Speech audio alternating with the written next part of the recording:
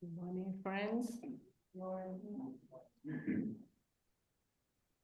This year's topic assigned is about, Prajna Paramita, a related topic. So I choose Introduction to the Heart Sutra, which is part of the Paramita, Prajna Paramita Sutra series. And last week, I kind of introduced a little bit of the historical background and also, why is it called the Heart Sutra?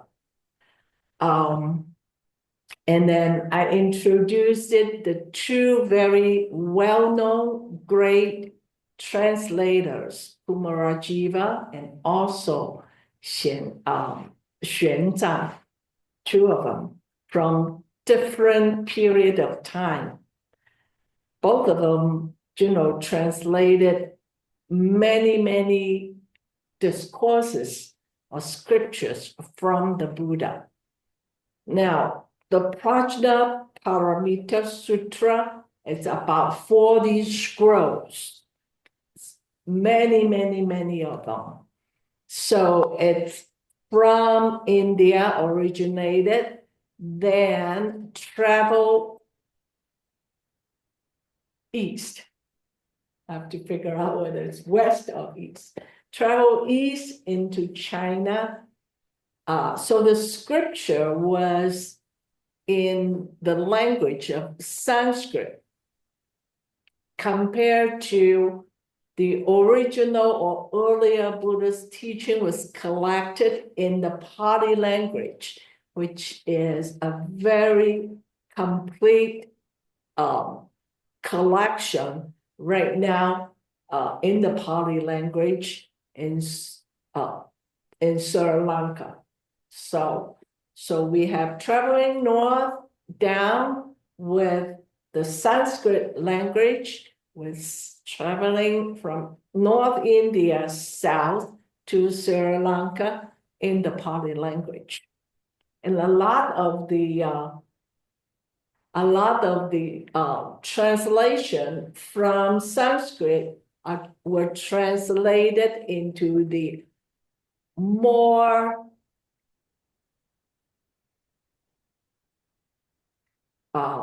ancient Chinese language. I'm trying to pick the right word for that.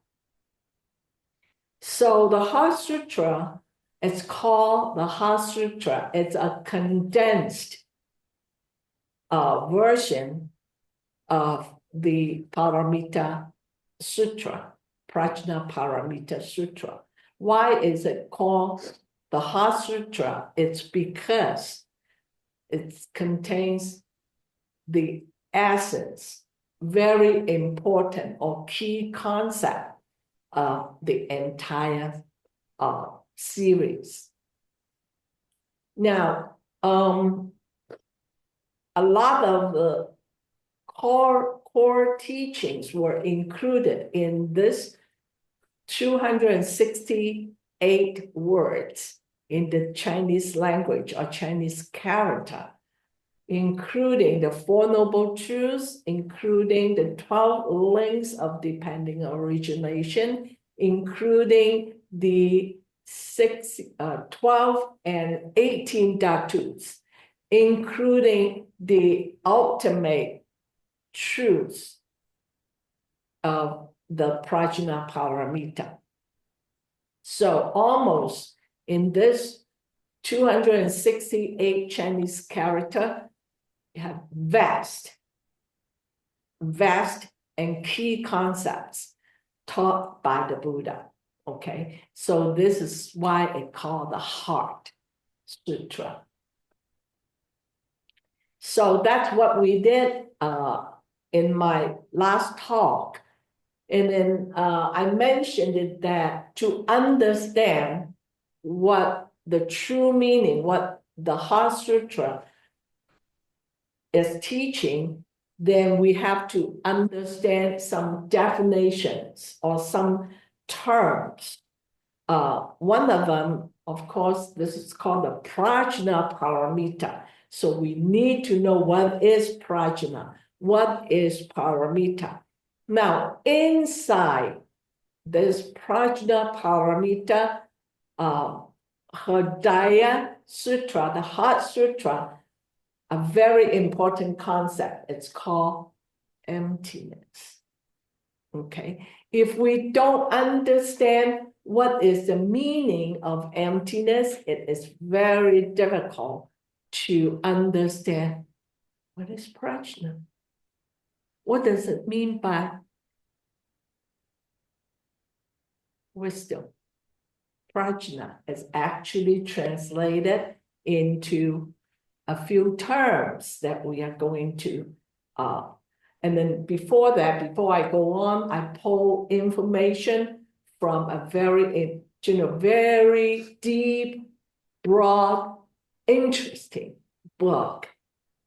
Unfortunately, it's in the Chinese language. It's by Venerable Master Insun. His Discourse on Prajna Paramita commentary. Okay, so that's one of the resources. And of course, some texts, translation from Bhikkhu Bodhi, very well-known Buddhist scholar, Thanissaro Bhikkhu, very well-known translator from the Pali language, from the Pali discourses into English. So very fortunate, we have those English versions of that. Emptiness. And Edward Combs is another Buddhist scholar, wrote a lot of books. One of them is called the 8,000 lines perfection of wisdom. Okay, that's one of his well-known book on the Paramita, Prajna Paramita Sutra. So Prajna will be the key to understand for last talk and then this talk. Commonly, Prajna translated into understanding, intelligent, wisdom. So what do we need to understand to develop wisdom, to get to the point that we're not blinded by our illusions? What do we need to understand? There are basically three, but more than three, I would say. But just these basic three understanding would take us, if not all the way to the other shore of liberation, at least we set our first step towards the goal. So three characteristics or three marks of existence. And we can put these three marks anywhere, outside, inside, up, down, right, left. You can apply this formula into any kind of existence, and you find that, oh, this is actually true. So what are these three marks? First of all, it's called dukkha, unsatisfaction. If you may, you can translate it into suffering. And then people will ask, suffering? What do you mean by suffering? I'm living a good life. I have a good family. My husband listens to me 99.9% of the time. Mm-hmm. And I have two beautiful kids. I have a beautiful granddaughter. And I live in a house, not a mansion, but it shields me out of the rain and storm. I have food on my table.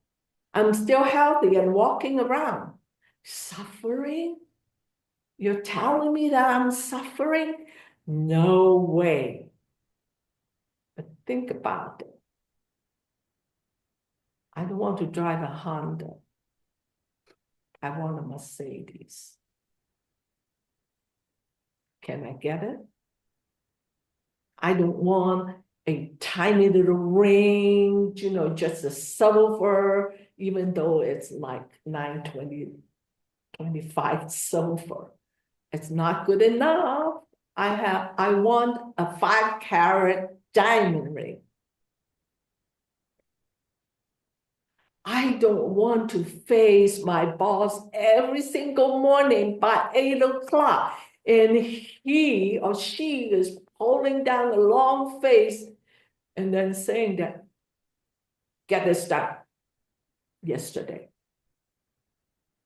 I don't want to do that. I'm living in St. Louis. My son, one living in Seattle, the other one living in South Cal. I don't have the chance to see them every day.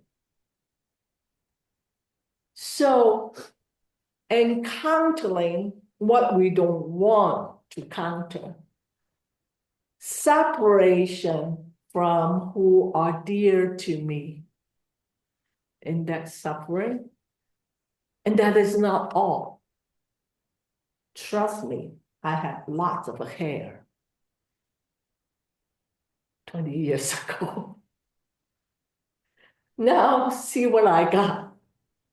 I have like, you know, at least my hair was shoulder long, you know, black, shiny when I was 20 years old. And look at what I got. I have real teeth in my mouth, and I have a denture. I'm walking up and down the stair, up and down the hill, running, jumping, and I have a hip problem now. So, are these suffering? And I already have reserved a urn space in the Dizang Hall. Eventually, my body, I don't know about my mind, at least my physical form would be there in the small little urn in there. Is that satisfaction? Is that suffering? So, unfortunately, whether you're the king of the world or whether a small insect on the ground, that's the destiny. Eventually, of course, you guys are very young, okay? It's too early to say that, but then bear in mind that it's inevitable. So the next one is what we call anicca. So dukkha, dissatisfaction, anicca, changing from lots of hair to almost no hair, from bright and dark and black hair into gray hair, changing. Anicca.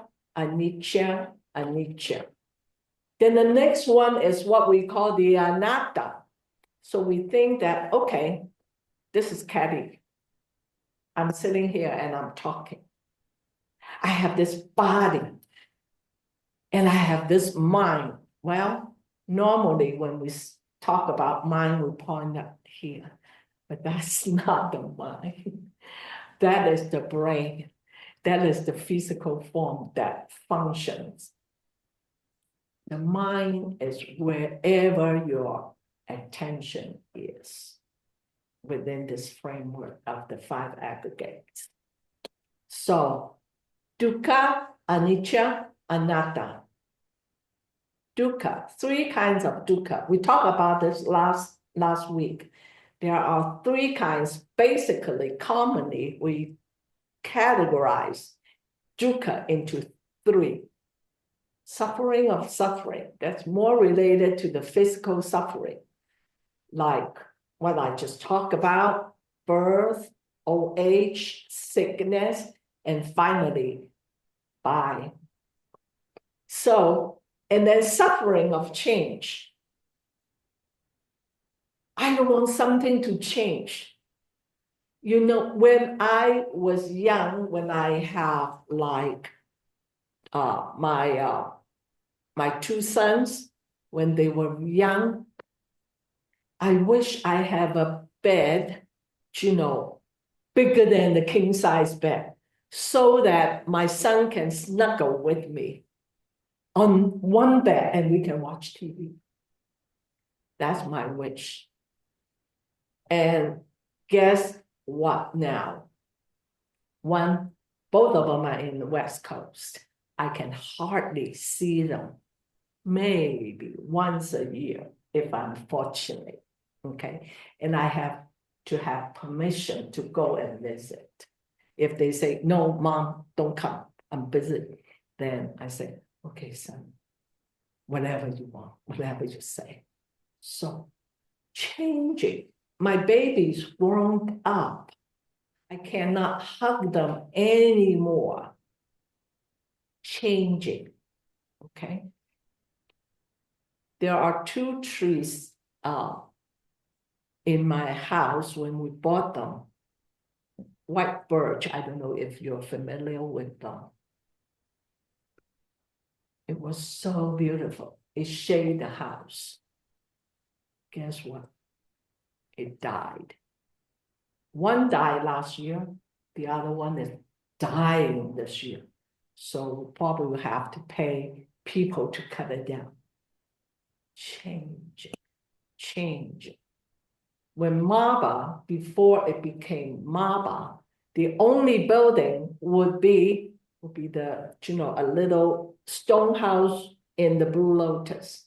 That's about 100 years old when we bought this property. And then the red barn was here. This building, nothing. The Dizan Hall, nothing. The Guanyin Pavilion, nothing. The monk's house, nothing. And now it become existing. Okay, and hopefully this will last. I won't say forever, but at least for a long, long, long time. So suffering of changing is inevitable. Look at the stock market. I don't know if you invest or do something in the stock market. Yesterday, it was like way up. The next day, way down. So like the Dow Jones, up and down, up and down, up and down. So somebody just bought a new car, unfortunately fell into the ditch. Changing. And then the next one, the third one, the last but not the least, this one is a little bit different from the previous one. It's called the pervasive suffering. It's more internal than external. So it's like anxiety, insecure, fear, dissatisfaction. Something is missing, all because of the top one, not seeing the reality, not seeing what is real. So what is real? What is real? We'll go to that in a few minutes. So dukkha can be subdivided into 8 kinds. And if you're interested, you're very welcome to have my slides. So you can like go home If there are terms you don't understand or you are interested to find out more, Google. You got tons of information in there, okay? So very important thing about dukkha, about suffering, is because we have this mind and body. We have this physical form that is constantly changing. We have this mental form that is constantly changing. So dukkha, dukkha, dukkha. Then because of the changing, what is changing? Let's take a look. Summertime, springtime, the leaves are so green. How about when autumn comes? How about when winter comes? What is going on? And you say that the flowers are so beautiful. Keep blooming, keep blooming, keep blooming. I don't want to let it go. Keep blooming. Sorry. Then the clock is ticking. The warning. I'm going to hold on to the top, to the clock. I'm going to unplug it. I'm going to take the battery out of it. Would time still pass?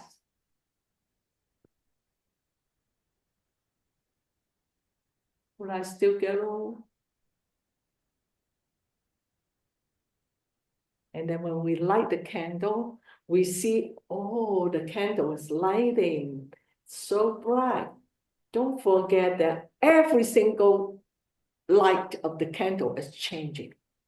The flame that lights the candle, it's not the same flame. Every split second, changing. So anicca, all things, including this, what we call the self, is constantly changing, and we can't stop it. That's the law of the nature. So impermanence, because of changing, then we suffer. So impermanence is a source of dukkha. Okay? Being that said, another sentence here would be like, impermanence itself is not the cause of suffering.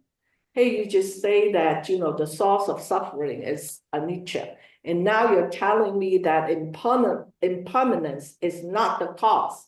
So what's happening? It's not impermanence itself, it's suffering.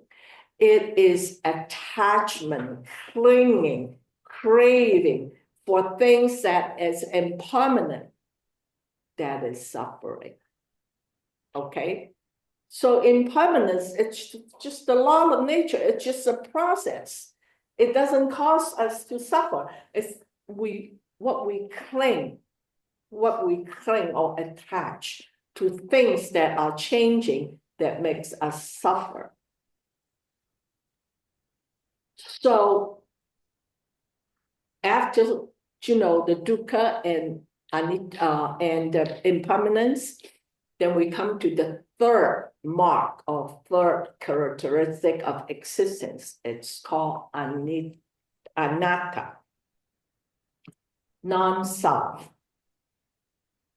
So as an ordinary untrained person, we will consider, this is Caddy. I have this body and I have this mind. So together, this is called I. And I is different from you. Right? I is different from you. Because you look so beautiful. And I look so old. Right? So why can I not call myself I? Of course, this is I. I have this separate, independent existing, substantial of this body and mind. So this is I. Okay, if you don't agree, that's okay. How about my idea is mine? My thinking is mine. My talking is mine. My eyeglass is mine. So the perception, the feeling, the consciousness is definitely the self. That's an untrained mind would think. Now, Venerable Thich Nhat Hanh said that the self is actually non-self, okay? And the awareness that the self is made only of non-self. We'll go into that later, okay? There is no separation between self and other. And everything is interconnected. Once we are aware of that, we are no longer caught into the idea that we are a separate entity. So, anatta, anatta, anatta. What is this non-self? What are you talking? So before we understand the non-self, we need to know what is self. And I mentioned it many times, this self, what we considered as self, is a making up of the 5 aggregates or 5 skandhas. Those are the Buddhist terms. That means making up with this body and the 4 process of the mind. It's getting a little bit complicated. We have this 5 aggregates, the physical form, and then we have feeling, we have perception, we have mental formation, and then we have this consciousness, okay? Those 5 making up this, what we consider as the self, which is an illusion and delusion. So it's getting more and more deeper and deeper. What is this form? What is this form make up with? It makes up with 4 elements: the water, the air, the fire, and the earth. The earth, with its solidity, makes up this muscle and bones. Agree? It's solid. It gives us a very solid foundation to live. The water, we have this blood flowing inside. We have this tears, urine, saliva, liquid. Fire, we got temperature. If we don't have temperature, we're dead as a dead meat, I guess. So, and then also air that carries all the flows around. Each element has their own characteristic. As much as I want to go into that, I'm looking at the clock now. It won't wait for me to finish, unfortunately. So we'll stop right here.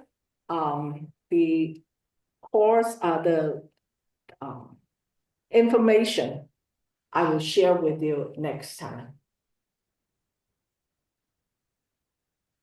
May all beings be happy. May all beings be healthy. May all beings be peaceful. And may all beings be liberated. Thank you very much. Thank